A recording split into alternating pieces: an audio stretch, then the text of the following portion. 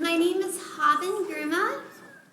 It's an honor to be here and work on supporting and connecting with the deafblind community and leaders and teachers of deafblind children.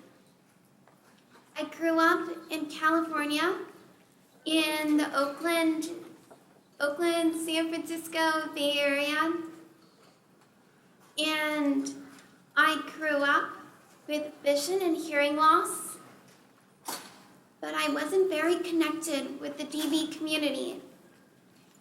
I started learning more specifically about deafblindness when I got to college and was encountering so many challenges and was frustrated that I didn't have all the solutions for the challenges. So it occurred to me that maybe I wasn't alone. Maybe there were other people with vision and hearing loss. And I went to Google and I started Googling deafblindness and learning about the various organizations, the various communities, and different techniques. And I reached out to people and leaders in the deafblind community, and I started learning more. And slowly in that process, I started to use the term deafblindness for myself. So what I want to talk to you about today are the benefits of identifying as deafblind, and also some of the reasons someone might shy away from using the term deafblind. So when I was growing up, I used the term low vision or legally blind and hard of hearing or hearing impaired. I had very limited vision and very limited hearing. I could read print if it was really, really large, but it was slow and cumbersome and it would give me a headache. So a very smart teacher taught me Braille. Even though I could see some print and read print, she realized if I was going to be successful, I needed to be able to read comfortably and fast. So I started learning Braille in about the first grade when I was 6 years old. And I was attending a mainstream school. This was a teacher for the visually impaired. Later, we had someone come into the school and start teaching me sign language. They didn't tell me you're deafblind and you need Braille and you need sign language. This mysterious person just started coming to the school and teaching me sign language.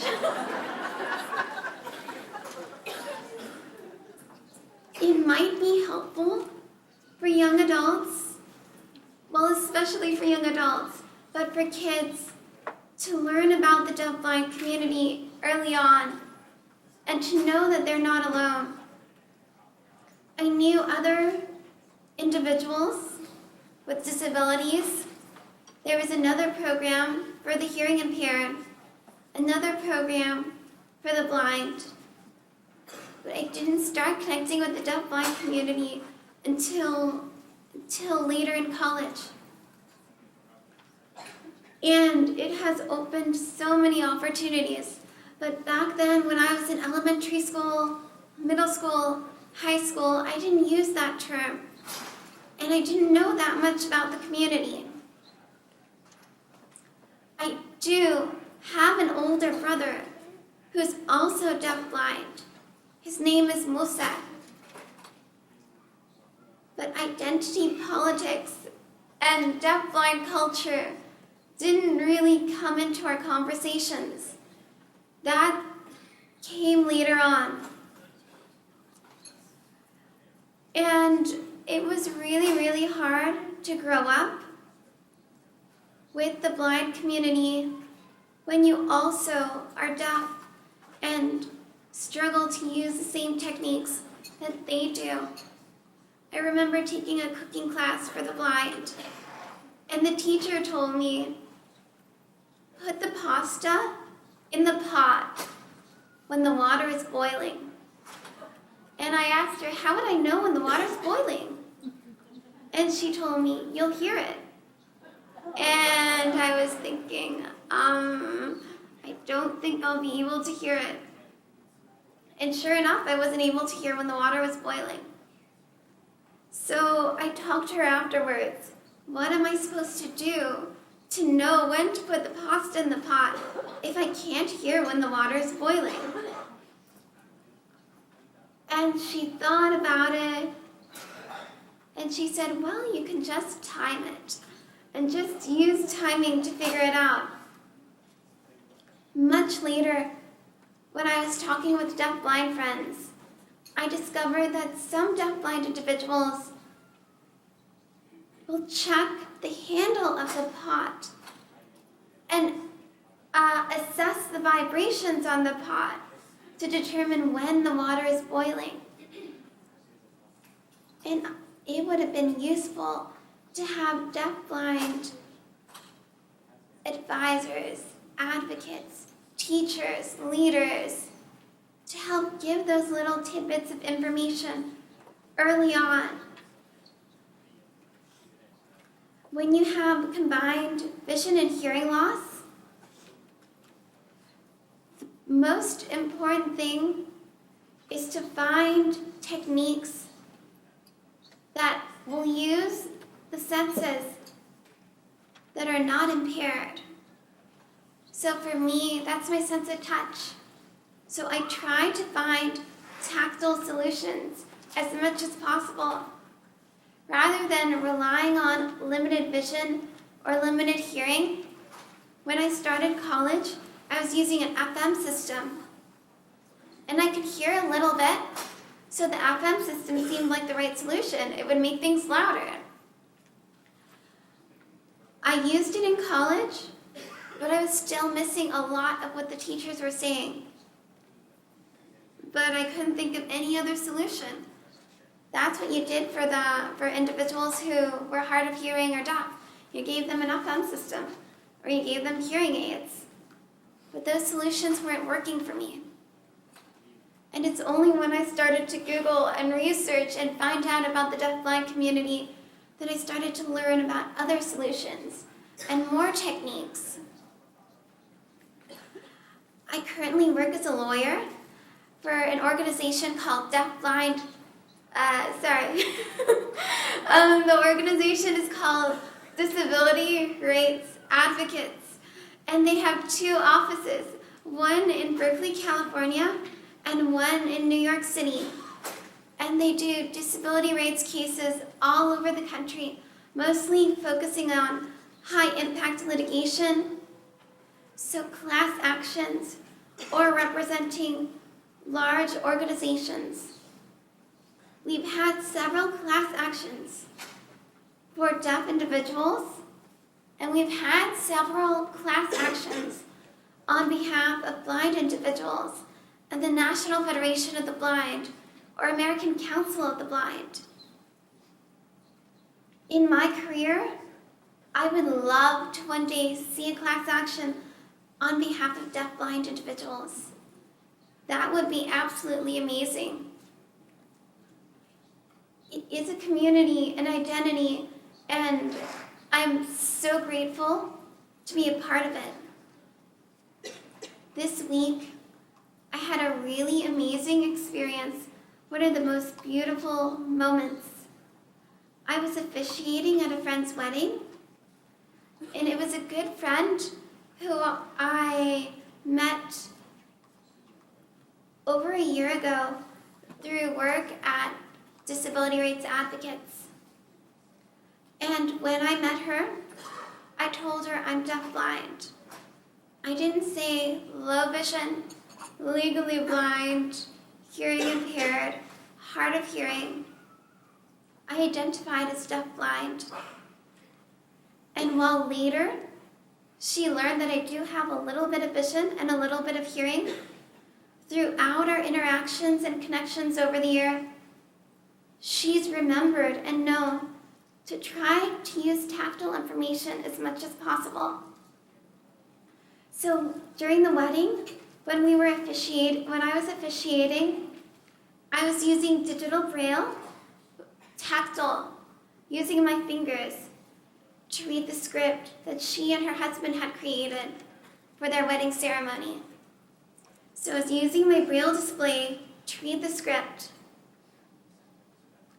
And for moments during the ceremony, when there needed to be some interactions, when to start, when they were exchanging rings, when to pause and let them do their vows, we used tactile communication to indicate those moments.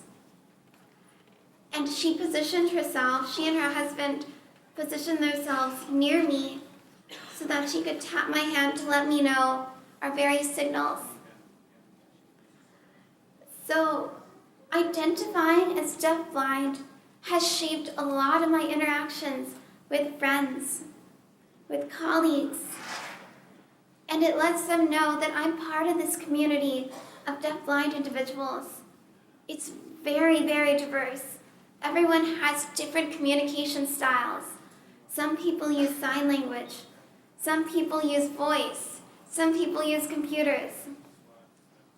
And what combines them together, what brings them together, is shared experiences of deafblindness.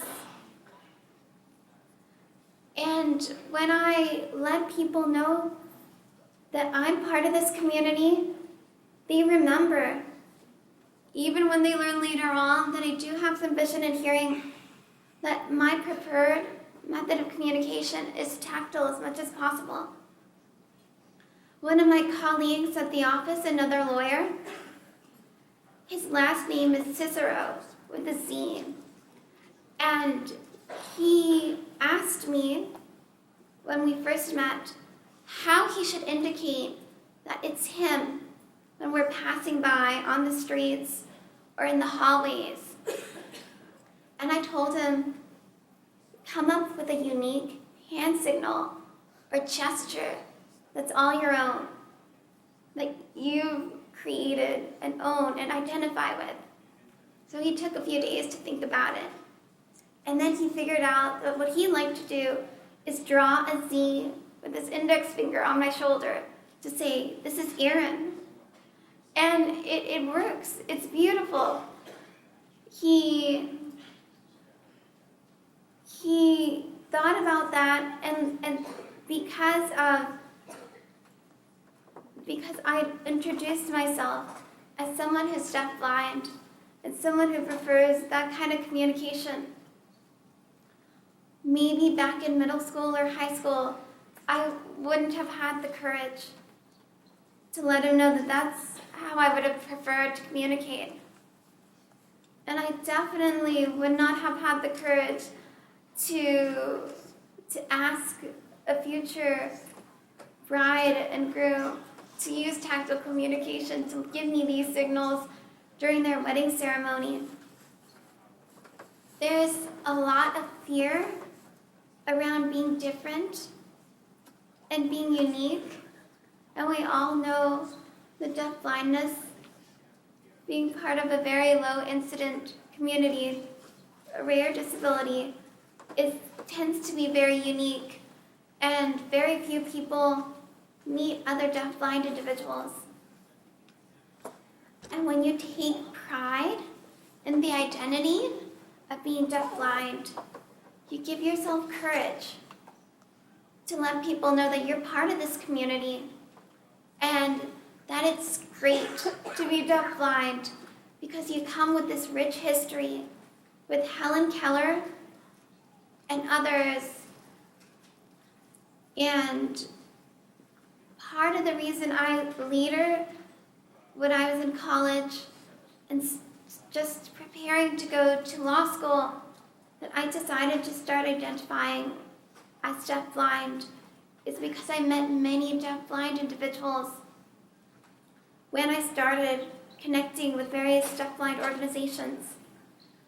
Before attending Harvard Law School, I attended a leadership program called Deafblind Young Adults in Action, now part of an organization that advocates for deafblind individuals and we call it now Deafblind Citizens in Action, DBCA. Dr. Amy Parker was one of the instructors for this program. So I met her just before going to law school, and she taught me so much about deafblindness and SSPs and interpreters and communication for the deafblind community. And through her, I met about 12 other young adults from all different backgrounds, with all different communication styles and techniques.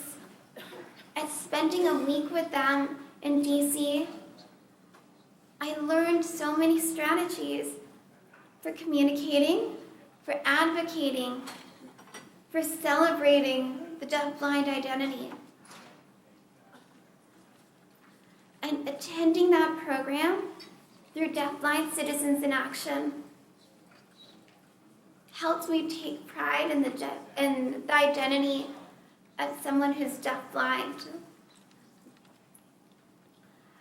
One thing that I've noticed throughout the community is some people sometimes write deafblind with a hyphen.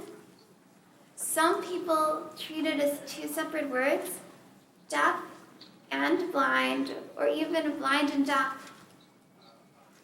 I find when you put it together and treat it as one word, it becomes more of a unique identity, something to celebrate.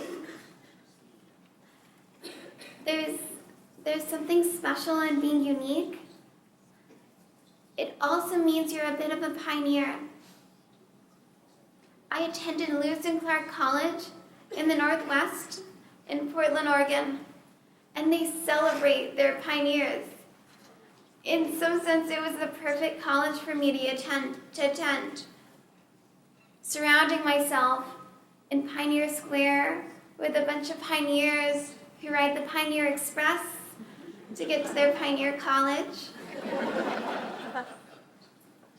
And after that, when I began the journey into law and working as an attorney, I was comfortable being a pioneer. There's still so much to learn. I've researched other deafblind attorneys, and I've met one and emailed with several. They use different techniques and come from different backgrounds, but they're all very excited to share their information. And there's one in Finland who uses computers, captioning, an informal captioning system in addition to tactile sign language. There's another in California who uses an FM system and voice transliteration.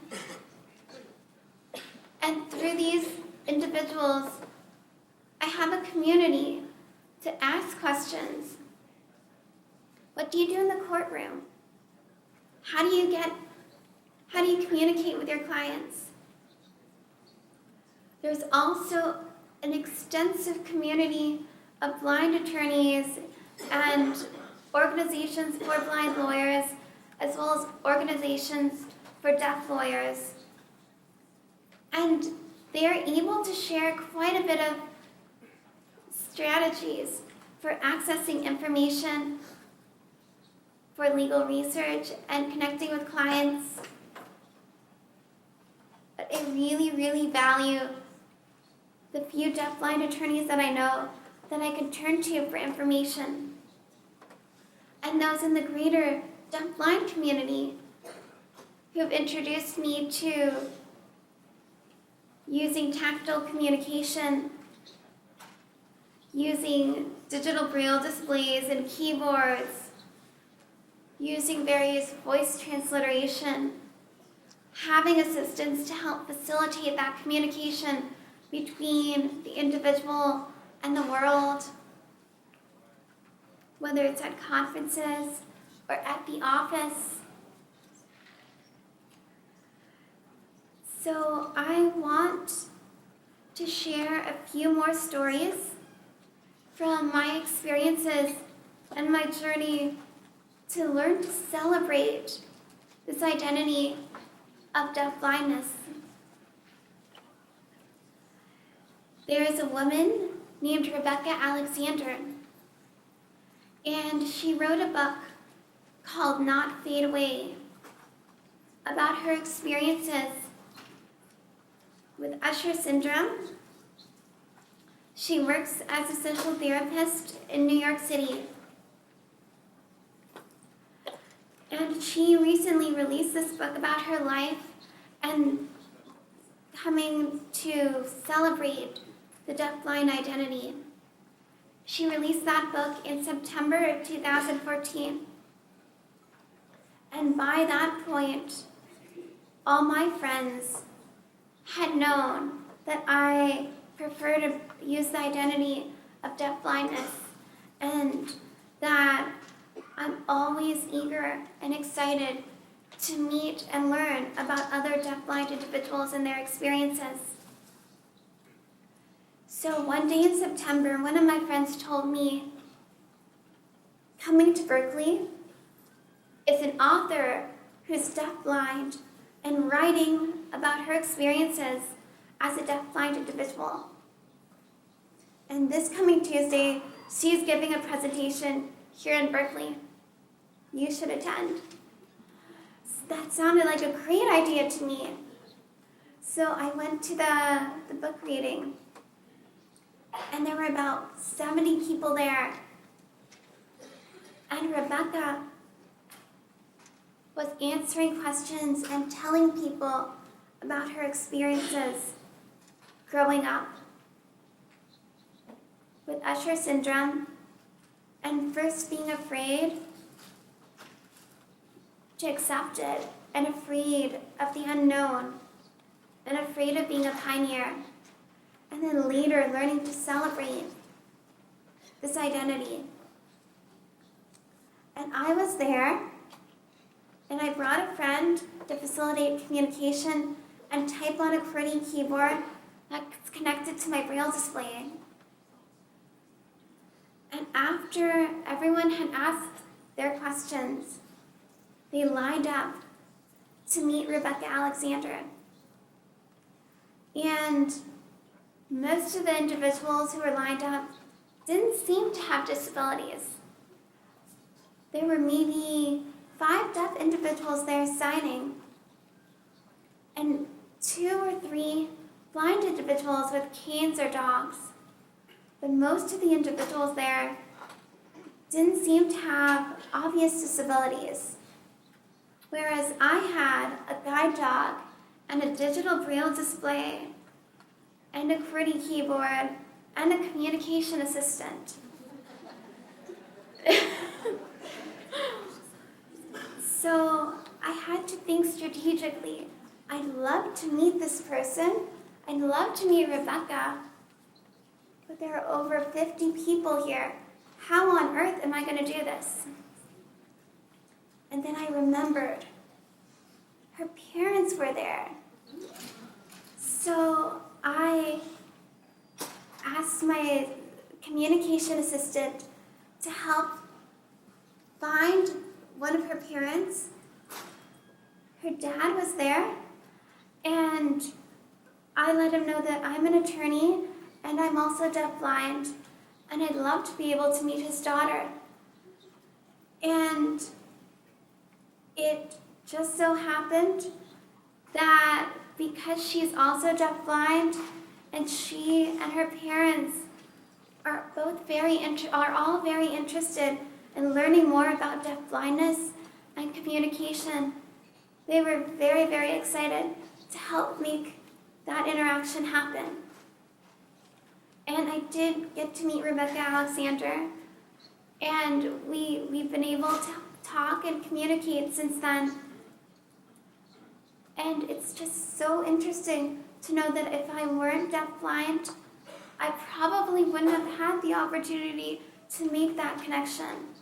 There are some friendships, some interactions that are facilitated through deafblindness. Some because of the shared experience of being deafblind, but others because some individuals prefer alternative forms of communication. I use a QWERTY keyboard and a digital braille display. One thing I like about it is most people know how to type. Some people might be slow typists, but they still have the ability to type.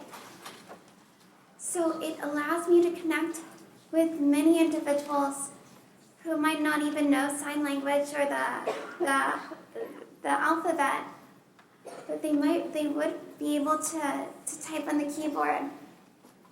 And I found that while some people, especially some shy individuals who might be more introverts, having a keyboard and having the opportunity to express themselves through text absolutely helps to break the ice and connect with someone. So some people prefer using a keyboard to connect and facilitate communication. So the story of meeting Rebecca Alexander is just one example of how there are benefits to identifying as deafblind. I've also found in my career that in order to bring media attention for my cases and help promote the interests of my clients, I represent the National Federation of the Blind in one case against a digital library called Script that is inaccessible to screen readers. And in trying to get media attention to spread awareness about the importance of making sure that websites, especially digital libraries, are accessible to blind individuals, it helps to get reporters' attentions by saying, I'm a deafblind attorney. It's a little more unique.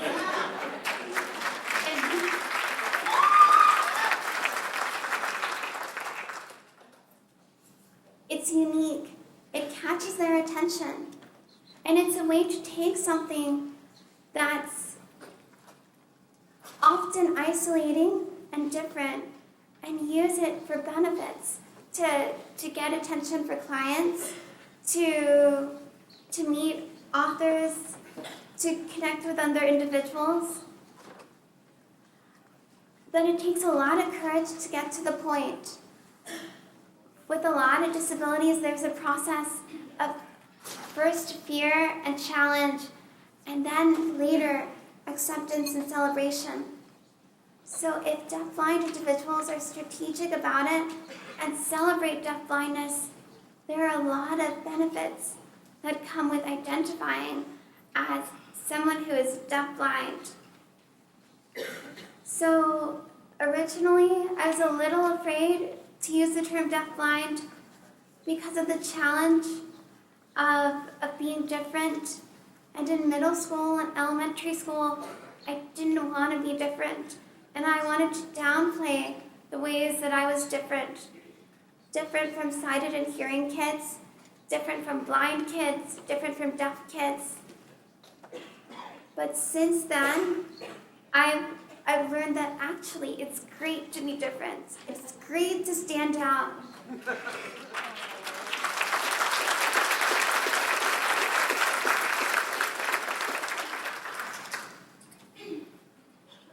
The more I've used this, the more opportunities that have come.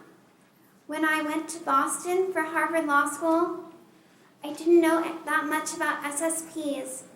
I'd only just learned about SSPs through Deafblind Citizens in Action and the leadership program with Dr. Amy Parker.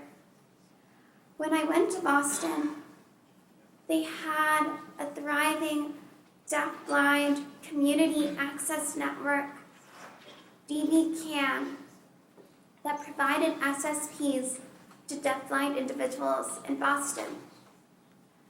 So when I arrived, and I was telling people that I'm deafblind and explaining to them how I access information, from using computers to communicating, interpreters and leaders who had been in Boston told me, you should join DVCAN. You should sign up for SSP services. And in doing that, I learned about the benefits of having SSPs and having an individual to facilitate communication.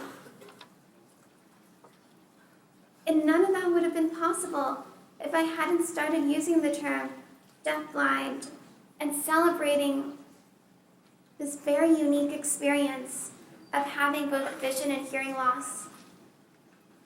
Later, I attended a workshop on pro-tactile,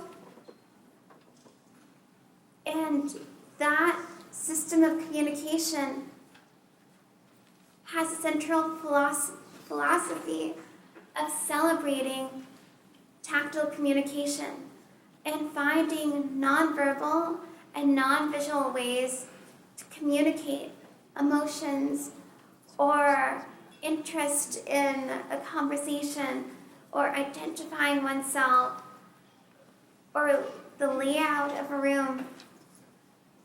And I took those lessons and have been teaching them to my friends or the communication assistants that I've used, whether in the office or around the world. And it's just amazing how many different ways there are to connect and communicate with people and express information. It's a small community, but sometimes it seems really, really big. And there's so many different ways of looking at things. Big enough to even have political divides within the community. It's very, very rich. So when I have more stories of my own experiences as someone who's deafblind, a lawyer from California, the daughter of immigrants, but I'd love to pause and take a moment and see if people have any questions, if there are any specific areas you'd like me to address and cover.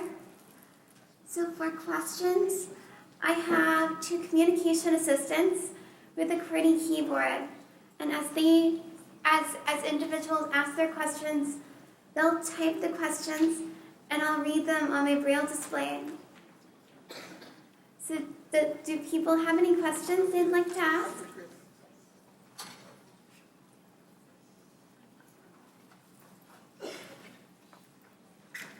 You are poised and your body language is excellent. Have you had lessons on positioning either for other people or the courtroom that have helped you? And if so, how do I get a copy?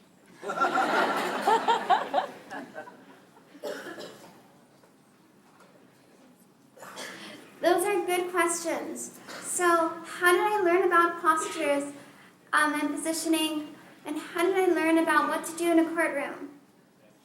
So let me start off by saying I'm a dancer, and that might answer half the questions.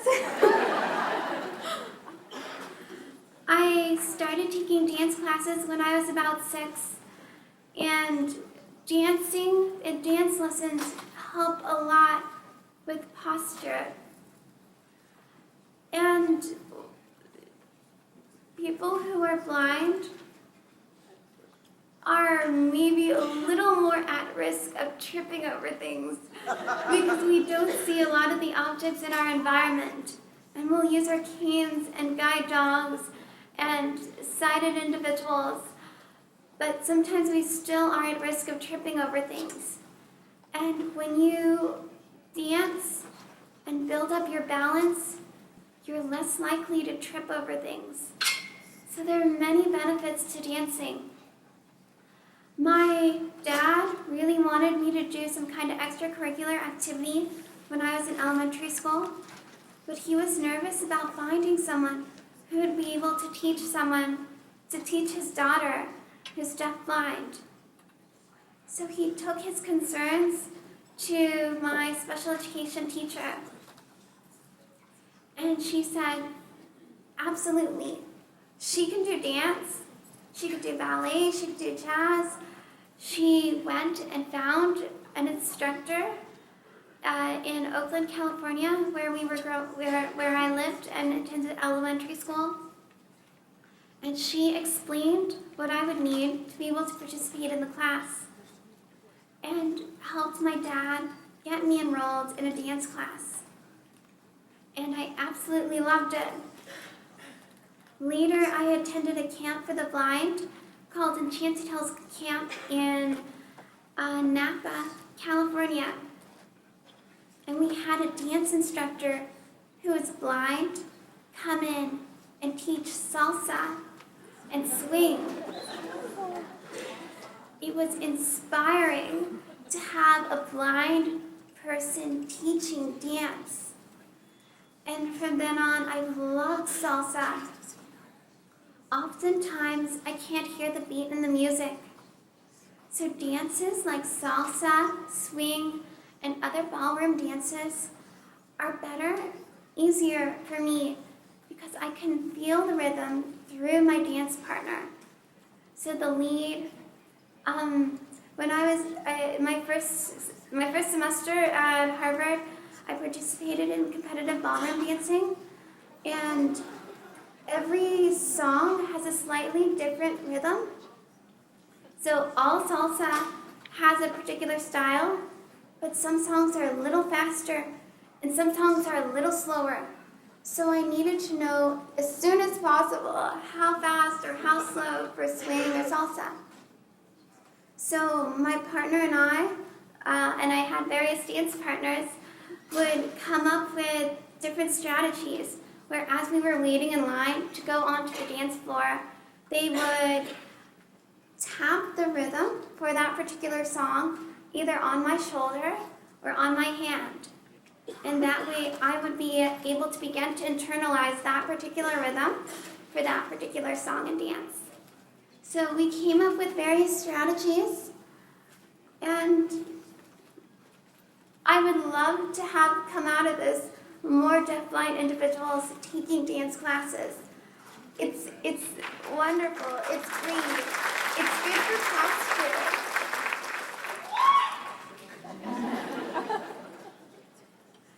So the other part of the question was about the courtroom.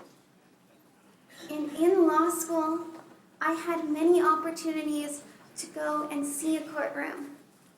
So we had sample courtrooms where we do mock trials, mock hearings. And before those would begin, I'd have the opportunity to go up and feel where the judge would sit, where each side would be. And that was really helpful. And I had interpreters and SSPs throughout that process. One thing that everyone should know is that not every attorney is a trial attorney. So there are many different ways to practice law. So in my experiences, I was licensed in December 2013. So I've been an attorney for about a year and a few months. And as an attorney, I have yet to go to a courtroom. I've gone there as a law student, but not as an attorney. But it's actually going to happen for the first time in 2 weeks.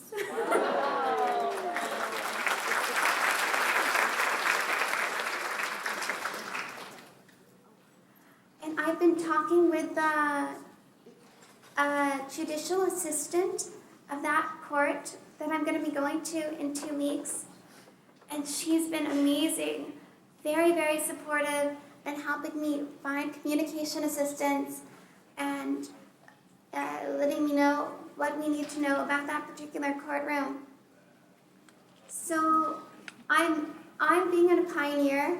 She's excited about being a pioneer, and she asked me, "Have you ever been to a courtroom before?"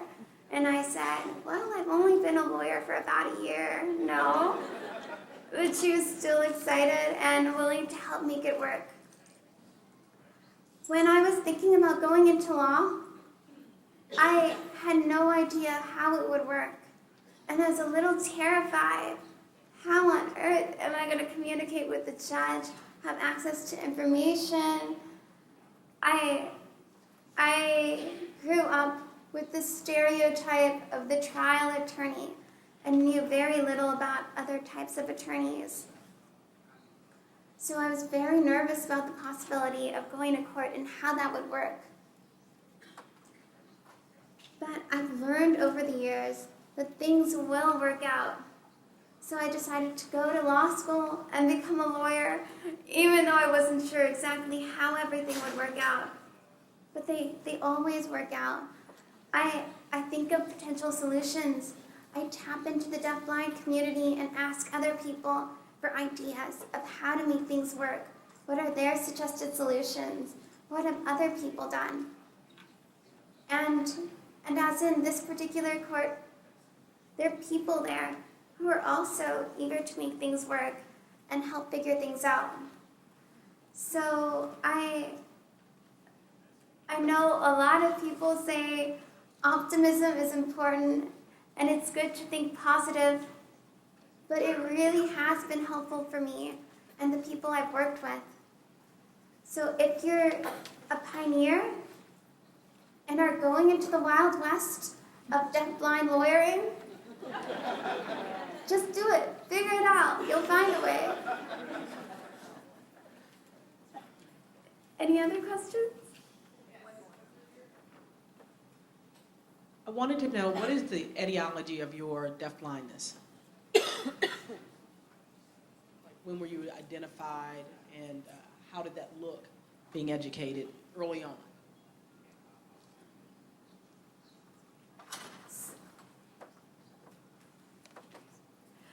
So I have vision loss and hearing loss.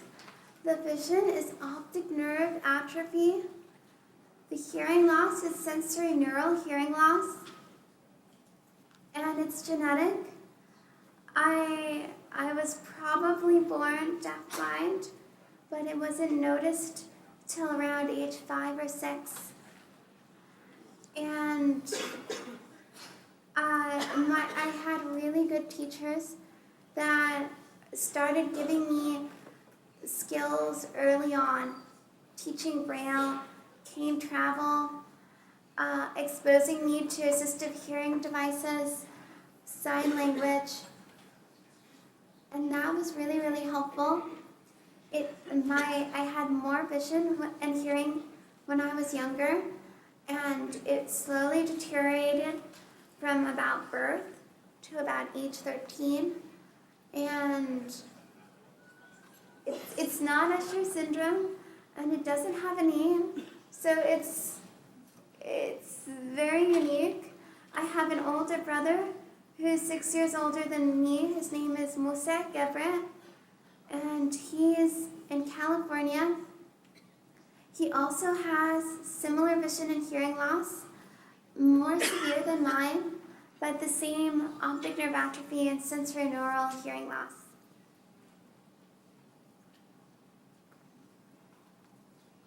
Hi, thank you. I'm just blown away by what you have to say today, so thank you. I just wanted to ask a quick question. My daughter happens to be deafblind as well. She has optic nerve hypoplasia, and she is 7 years old and is learning Braille. She also is dual media, so she's a print reader and also learning Braille. My question to you is, you said at 6 years old you started learning Braille. Did you experience any possible frustration initially? I know you're a young child then, it's hard probably to process everything. Do you have any words of encouragement or something for a little one learning Braille so you can become proficient? Because you're a lawyer, that rocks. I mean,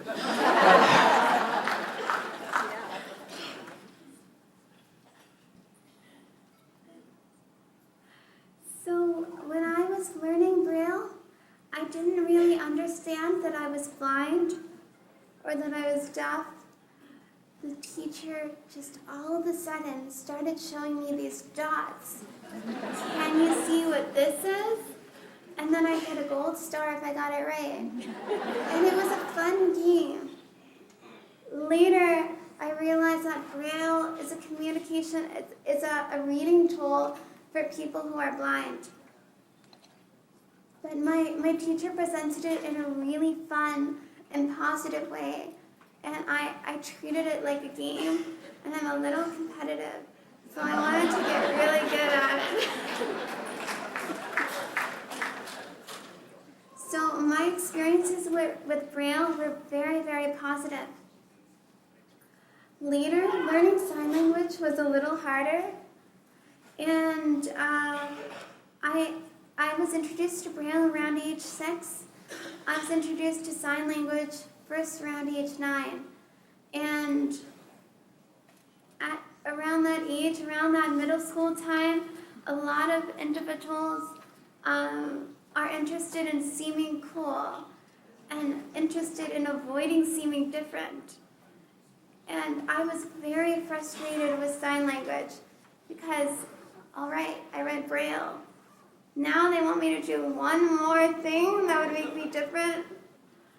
So I was very frustrated, and I understand when people tell me that they felt frustrated learning Braille, or they felt frustrated with their child or student who is pushing against Braille, because I had that same similar experiences with sign language. And my teachers started teaching me at 9. I wasn't very helpful or interested. They tried teaching me again at age 13, and I still wasn't very interested.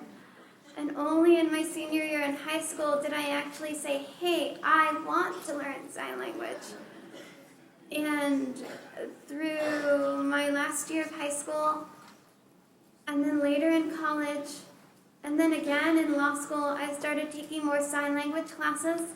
I'm still not fluent, but I know more now than I did at age 9 when I was more resistant to learning something that would make me seem even more different than I already seem to people. So I would try to advise, if it's possible, to try to frame sign language or Braille, in this instance Braille, in as positive and fun way as possible. I was teaching a middle schooler Braille once, and we did it by reading Harry Potter together because the student was very interested and excited about Harry Potter. Make it a game as much as possible. Make it fun. There's a National Braille Challenge, and I loved doing that.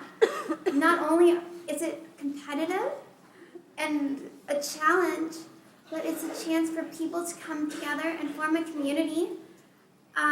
Once a year, we'd come together at the Stanford campus and compete with other blind middle schoolers and high schoolers who were learning Braille. And there were raffles, and they would have a rock climbing wall, a chance to meet other friends who are blind or sighted but supportive of disabilities. So if you're in hopes of your daughter learning more Braille, maybe try to frame it as a game and get Braille games like cards, or there are Braille games that can be ordered from websites like the National Federation of the Blind website that has a game section with various Braille games. The more fun it is, the more excited people will get. There's actually a music class that teaches both sighted and blind individuals how to read Braille music. So another opportunity is to turn Braille into a social experience and have her sighted friends or other blind friends come together to learn Braille and make it more social and fun. Do you have time for one more question? Go for it. I want to talk about orientation mobility, in other words, cane travel. I did my O&M internship in Louisiana with a lot of ushers. And I worked with a lot of deaf-blind clients who stated they had difficulty accessing cane travel that was specific to their needs. It could be done in sign language.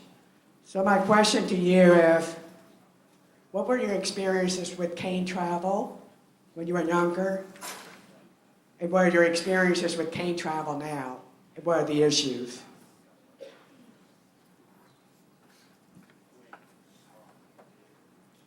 So, using a cane is a very tactile experience.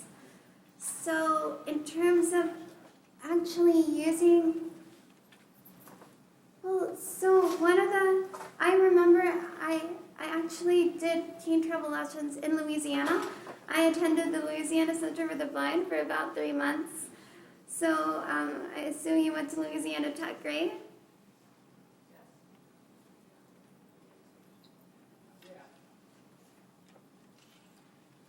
Very cool. Yeah, I was right by there. And one of my instructors actually studied there and became an O&M instructor through the Louisiana Tech.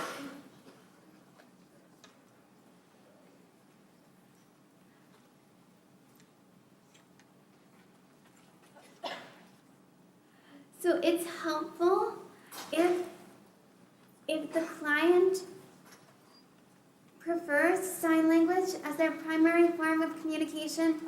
It's absolutely helpful to have the instructor know sign language. If not, you could bring in an interpreter. But for learning Braille and learning O&M, it definitely helps to have that instructor also know sign language and be able to communicate directly with the client.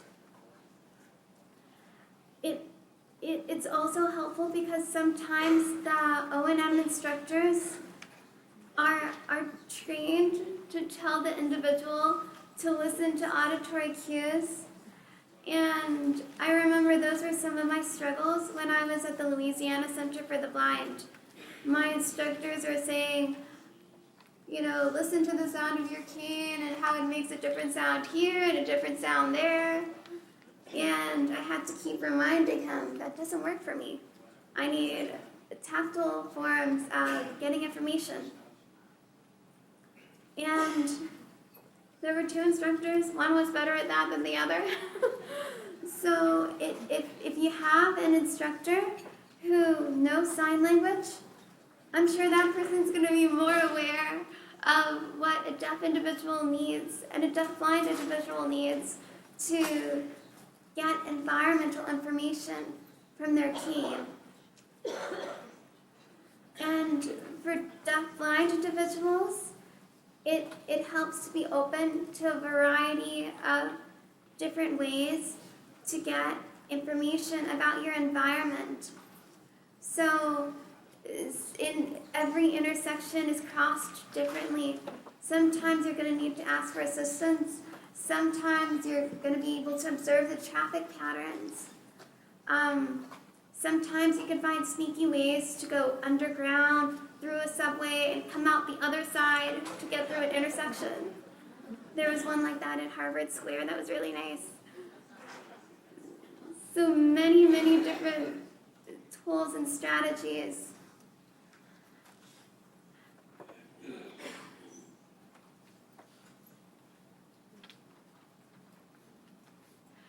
So I'm going to be here till late Saturday through Sunday, and I'm going to try to make myself available in the main lobby area. So if individuals have questions, feel free to find me, and we can talk more about anything from dance to lawyering to crossing streets. And I'm also having a session later this afternoon. So please come and introduce yourself. I want to meet you. I want to learn more. I'm sure there's strategies that you know that I haven't heard about yet. So thank you for your time and thanks for listening to me.